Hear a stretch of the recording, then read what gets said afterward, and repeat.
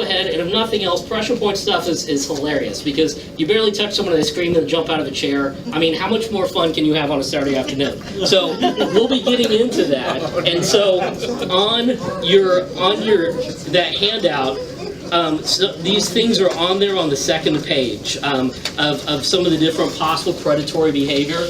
So I was just going to go over them with a couple of comments, but one thing I wanted to say when we're looking at this is one of the most challenging things, and I want you to remember this for if you're a church protection team member, if you end up in a supervisory position especially, and then also if you end up training other people, one of the biggest challenges when you get into security for the first time is pulling the trigger on something. I don't mean the firearm, but in your mind. And what I mean by this is you see something that, hey, I think this might be bad behavior, but I'm not sure. It's not obvious.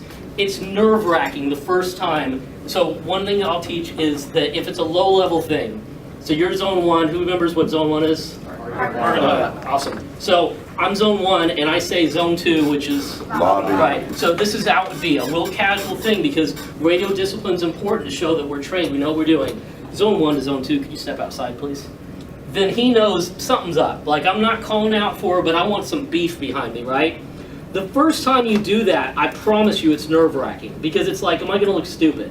Am I going to look bad? Was there nothing going on? Am I going to look, scared or cowardly? No. You volunteered to do this. You're putting yourself in this position to keep other people safe. And if your heart and your intent is good, you're going to be fine. And so when that person comes out, or if you see someone that's walked down that hallway and they're right there and they saw you see them, you can't call out right then unless it's clearly something going on where you need backup. But if it's one of those, what I like to tell my guys is touching base with somebody. So then at that point, if I went up and you're here, if you don't want to stand up for a second, and I just went up and I was like, "Yeah, sure. My name is Tim with the Church Protection Team. I was just seeing if I could help you out with anything." Okay. Well, did you know about being a good guy? Did you know about being back in this hallway? I was looking for my son. Okay. Well, here, let me show you where to go. And so you've been here before, and then normally they'll say a name or something. Thank you. So, and the positioning, I was too close. The whole time I just wanted to knee him in the groin because he was too close. But we're here. We'll get to that later. But the first time you go up and, hi, my name is Tim with the Church Protection Team, it's nerve-wracking, right? It's very easy, and I've done it. I've walked away when I should have made contact in all years within security. Most everybody has. You learn from it. But the first time you go back there, and especially if it is a larger place, one of the most common things is I go to the bathroom, man. Like, it's okay. He's either a really good actor, dude's got to go. But, sometimes people get turned around, and they don't mean anything by it. And how they carry themselves, how they're dressed, all these things can help you. But if I saw some 20-year-old dude, I'm sorry, political correctness, his pants are hanging down, he's like, yo, what's up, as I walk back there. Yeah, I'm going Officer Fancher mode like that. I mean, versus, someone who's back there just looks like a regular guy who's kind of looking around like, I don't think I'm supposed to be here. But it is harder than it seems. So what I'm saying to you, we're going to talk about this a couple times, you got to write a permission slip to yourself.